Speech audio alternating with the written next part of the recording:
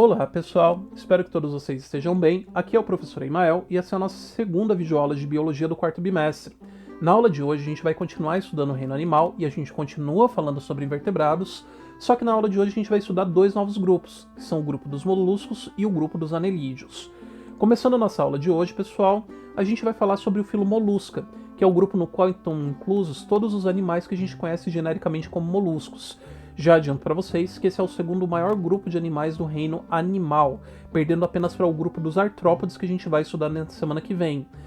Dentre os moluscos, galera, a gente pode encontrar animais que a gente conhece como as ostras, os polvos e os animais que a gente chama de lesmas e caracóis. Esses animais, galera, eles reúnem uma série de características próprias que são exclusivas desse grupo. Primeiro deles, com relação ao desenvolvimento embrionário. Nesse grupo, todos os animais eles são triblásticos, têm os 3 tecidos embrionários, todos eles são celomados, o que significa que eles possuem uma cavidade interna para os órgãos ficarem alojados e organizados.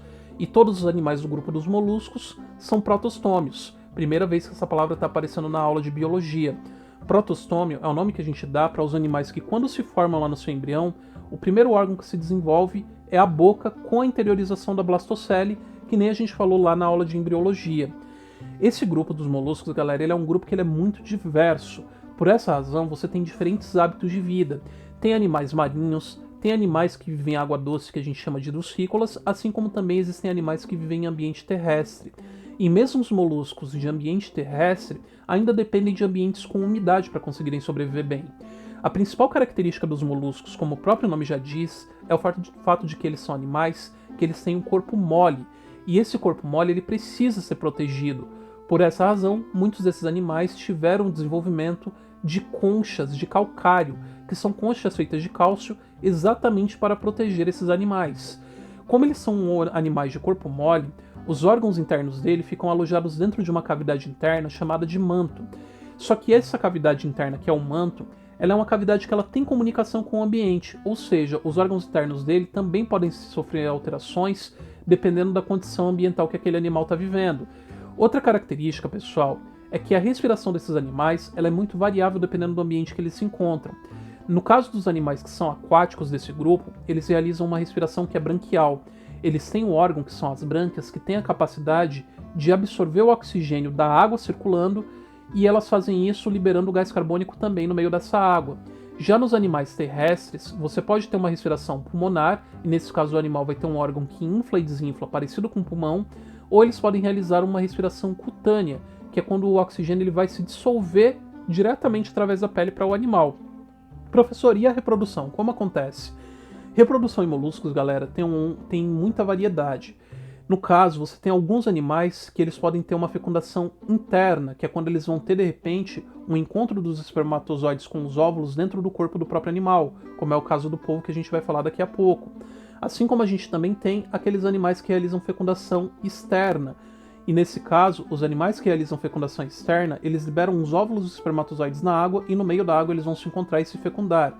E geralmente, independente se é interno ou externo, do encontro desses óvulos com esses espermatozoides, a gente sempre vai ter a formação de ovos que vão se desenvolver em larvas que depois vão acabar se tornando um indivíduo adulto. Professor, como que é um corpo de um molusco? Bom, galera, como eu falei, o corpo do molusco ele é um corpo mole. Por essa razão, a gente costuma dividir o corpo dos moluscos em 3 regiões principais. Uma região que reúne os órgãos sensoriais, que nesse caso está representada aqui pela região azul, que é a cabeça. Uma região de locomoção, que é conhecida como pé, assim como uma região que ela tem a concentração de todos os órgãos viscerais, que é a massa visceral, que nesse desenho está representado pela cor rosa. Como eu falei, muitos moluscos eles têm o desenvolvimento de uma concha para proteger esses órgãos viscerais, e geralmente eles possuem uma cavidade interna chamada de manto. O manto, pessoal, ele é a cavidade que a gente também pode chamar de celoma, que guarda os órgãos viscerais. Esse manto, no caso dos moluscos, ele não é completamente fechado e isolado do restante do ambiente. Ele tem uma comunicação com o exterior. Por quê? A água que está passando por fora do corpo pode entrar dentro do manto e sair também. E isso é importante, porque se de repente o animal tem uma respiração branquial, é esse movimento de entrada e saída de água que vai permitir a troca de gases. Quando o animal se alimenta, todo o material que ele não digeriu vai ser jogado dentro do manto, ou seja, ele faz cocô dentro do próprio corpo. E essa movimentação de água é o que vai limpar e arrastar toda essa sujeira para o lado de fora. Professor, beleza, o senhor colocou aqui no caso um caramujo, mas e os outros animais? Se a gente estiver falando de um polvo, se a gente estiver falando de uma ostra, apesar do formato de corpo diferente, basicamente a estrutura é muito parecida com isso daqui. E exatamente como a gente está falando disso, quem são os grupos de moluscos? A gente tem primeiro, galera, o grupo da classe Gastrópoda, que é o grupo de moluscos que reúne a maior quantidade de moluscos diferentes. São 30 mil espécies de animais estimados dentro desse grupo. Aqui nesse grupo a gente tem aqui as lesmas, a gente tem os caramujos e os caracóis, assim como a gente também tem as lesmas do mar, também chamadas de nudibranquios, que tem essa coloração super chamativa e muito bonita. Como que esses animais eles se alimentam? Bom, galera, todos esses animais aqui do grupo dos gastrópodes, eles têm um aparelho na região daqui da cabeça chamado de rádula, que é um aparelho que parece como se fosse uma rodinha dentada, que ela fica constantemente girando, e quando esse animal ele está passando por cima do seu alimento, a rádula vai raspando fragmentos desse alimento e jogando para dentro da boca dele e passa para o seu sistema digestório para que ele consiga digerir. A cabeça desses animais, como eu falei agora há pouco, tem vários órgãos sensoriais, como por exemplo a presença de olhos para percepção luminosa, assim como tentáculos sensoriais. Esses tentáculos desses animais conseguem perceber se o ambiente está seco, se ele está úmido, se ele está ácido, se ele está básico, como que aquele ambiente está. É por isso que quando uma lesma está andando, ela fica encostando esses tentáculos na região do chão, para perceber como ele está. Geralmente, esses animais eles podem ter conchas de diferentes formatos, ou às vezes a concha é espiralada, ou às vezes ela faz um formato de círculo com espinhos. Tem diferentes formatos, tem formato de chapéu de bruxa, às vezes ela é toda enroladinha, é muito variável. E alguns animais, principalmente no caso dos terrestres, que podem viver completamente enterrados no meio da terra, às vezes a concha ela pode ser até mesmo ausente, porque não tem tanta necessidade assim. A gente também tem um grupo da classe Bivalvia, que reúne 20 mil espécies, que são onde estão localizados os moluscos conhecidos como ostras, mexilhões e mariscos. Dentre esses animais, galera, a alimentação ela acontece de uma forma bem diferente, ela acontece por filtração. Esses animais constantemente estão absorvendo água para dentro da sua concha, e o animal vivo mesmo é essa parte molenga que está aqui presente dentro da concha.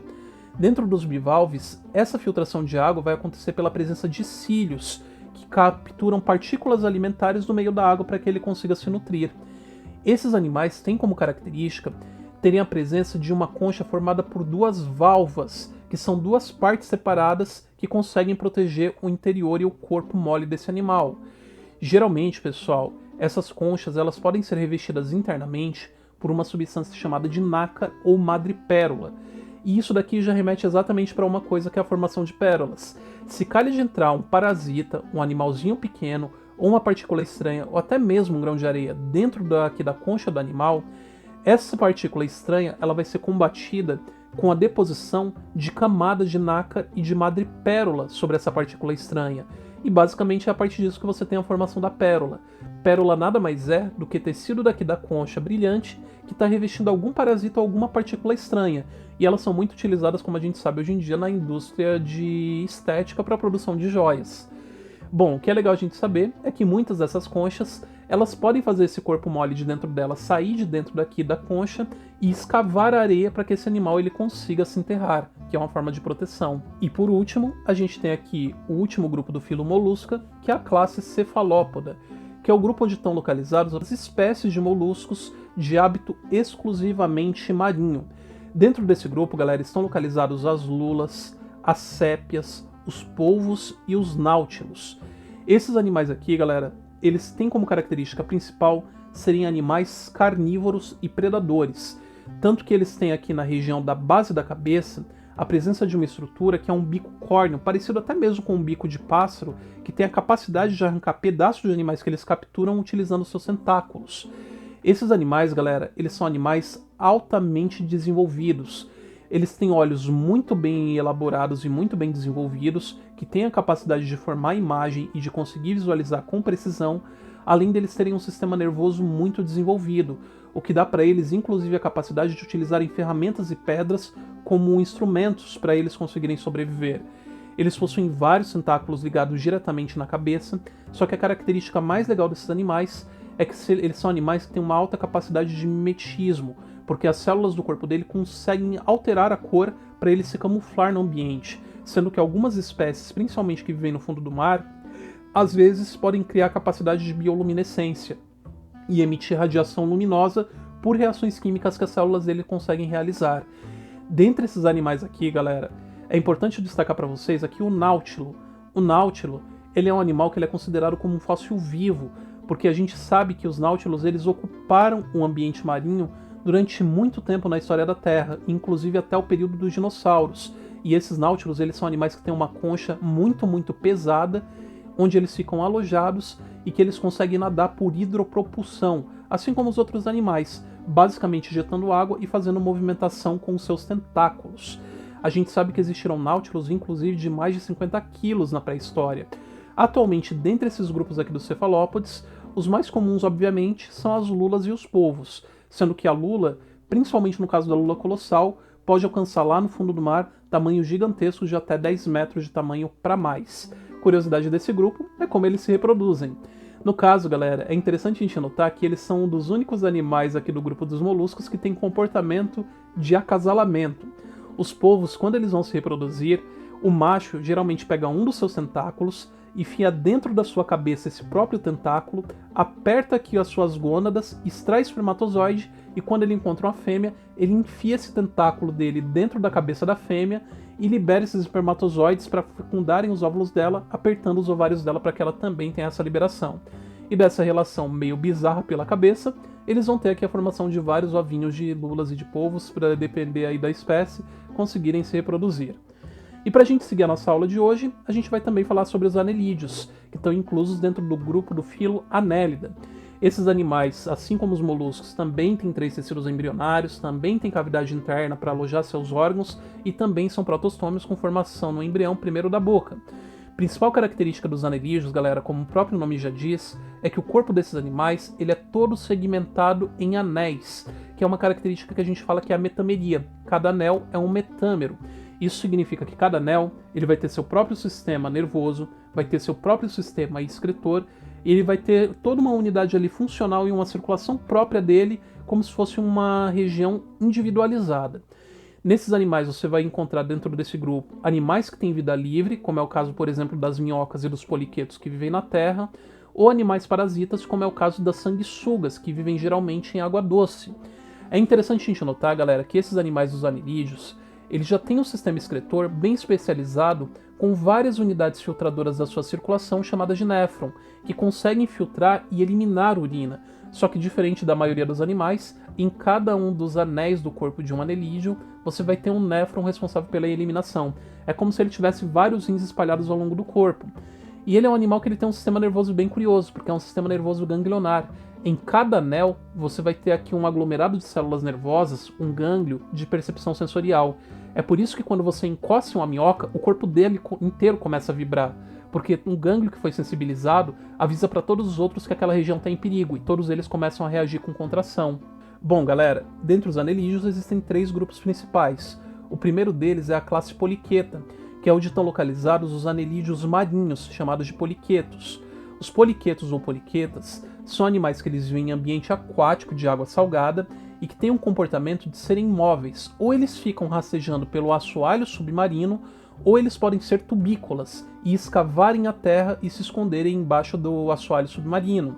Às vezes quando a gente vai na praia é muito comum a gente encontrar furos no meio da areia, ou às vezes essas coisinhas aqui parecidas como se fossem aqui filamentos de areia que estão ali em cima da praia. Isso daqui, galera, nada mais é do que areia que foi removida por algum poliqueta que escavou aquele local. Característica dele é que geralmente esses animais, em cada anel do corpo deles, eles vão ter a presença de cerdas ou parapódios, que são estruturas auxiliares que vão facilitar a locomoção dele e o escavamento caso ele vá se ocultar embaixo da terra. Geralmente eles são animais predadores, que comem pequenos outros animais invertebrados ou até mesmo matéria morta que eles acabem encontrando. E eles são muito utilizados, inclusive, como isca de pesca para quem gosta de pescar no meio do alto mar. A gente também tem a classe Hirundinea, que é a classe onde estão localizadas as sanguessugas. Nesse grupo, galera, estão localizados os animais anelídeos de água doce. Característica dele é que eles são ectoparasitas. Eles geralmente ficam dentro de um lago, dentro de rio, esperando que algum animal maior passe perto dele. Quando ele passa, a sanguessuga gruda em cima desse animal e por ele ter ventosas na região da boca e na região do ânus, ele se gruda e começa a absorver o sangue do animal que passou por ele. Só que geralmente o animal que está sendo parasitado não percebe. Por quê? As sanguessugas, elas têm a liberação de uma saliva que ela é anticoagulante, e isso impede que a criatura que está sendo parasitada tenha seu sangue começando a coagular ou que ela sinta dor. E, geralmente, por serem ectoparasitas, parasitas de fora do corpo, elas conseguem absorver muito sangue. E uma sanguessuga ela consegue absorver até aproximadamente de 5 a 10 vezes mais sangue do que o volume do corpo dela consegue tolerar. Ou seja, ela só vai soltar quando ela tiver absorvido tanto sangue que ela consiga se manter ali paradinha, quietinha para digerir. Antigamente, era muito comum de se utilizarem, hoje em dia também tem algumas pessoas que utilizam para finalidades estéticas, as sanguessugas para realizarem sangrias, principalmente para remover regiões que estão tendo inflamação do seu corpo, ou até mesmo para deixar, sei lá, a pele mais curada, e antigamente acreditava-se que as sanguessugas conseguiam tirar o sangue podre de dentro do seu corpo para deixar só o sangue novo. E a gente tem o último grupo daqui de anelídeos, que é a classe Oligoqueta, que é onde estão localizados as minhocas. Minhocas são animais terrestres que ocupam solos úmidos, também têm o hábito de sobreviver escavando tubos embaixo da terra, por isso que a gente fala que eles são tubícolas, e são animais detritívoros, porque eles são animais que eles vão ingerindo a terra junto com o material orgânico que está lá. E essa terra, junto com esse material orgânico, quando ela é digerida, ela acaba sendo liberada no formato de humus, que é um material muito nutritivo e que é muito utilizado para nutrição vegetal. Interessante saber, galera, que as minhocas elas têm uma importância ecológica muito grande para a natureza, porque esse hábito de vida delas de escavar acaba abrindo galerias que deixam o solo mais aerado, permite a infiltração de água e melhora o desenvolvimento das raízes de vegetais. Portanto, se você estiver escavando uma região de terra e encontrar minhocas, é um sinal positivo de que aquela terra ela tem uma qualidade muito boa para conseguir você ter plantação e desenvolvimento vegetal. Interessante saber também a respeito desses animais é que todas as minhocas elas são hermafroditas. Significa que todas as minhocas têm os dois aparelhos reprodutores, masculino e feminino. Só que elas não se reproduzem sozinhas, elas realizam fecundação cruzada. Ou seja, duas minhocas precisam interagir para que as duas consigam se reproduzir. O órgão reprodutor delas é um anel modificado chamado de clitelo, que a gente vai falar daqui a pouquinho qual é a função dele. E quando elas se reproduzem, elas geralmente colocam ovos guardados dentro de casulos. E essa é a curiosidade sobre os anelídeos, pessoal. Para quem nunca viu minhoca se reproduzindo, é exatamente assim que acontece. Duas minhocas elas se sobrepõem, uma em relação à outra em posição oposta, e uma vai liberar espermatozoides dentro do clitelo da outra. Ou seja, as duas minhocas, quando elas se posicionam, elas começam a liberar muco, começam a se fecundar e começam a liberar ovos, e depois que as duas se acasalaram, elas se separam, cada uma segue seu caminho, e esse anel modificado do clitelo, ele vai começar a guardar ovos e ele vai começar a percorrer o restante do corpo até ele ser liberado aqui no finalzinho daqui perto do ânus, no formato de um casulo com seus ovos para que eles consigam se desenvolver. Bom, galera, espero que vocês tenham gostado da aula, tem muita informação, mas só que é muito legal estudar animais exatamente por causa disso, para a gente entender como que outros seres vivos conseguiram desenvolver formas tão legais de sobrevivência no nosso planeta. Espero que vocês tenham gostado da aula e até a próxima semana.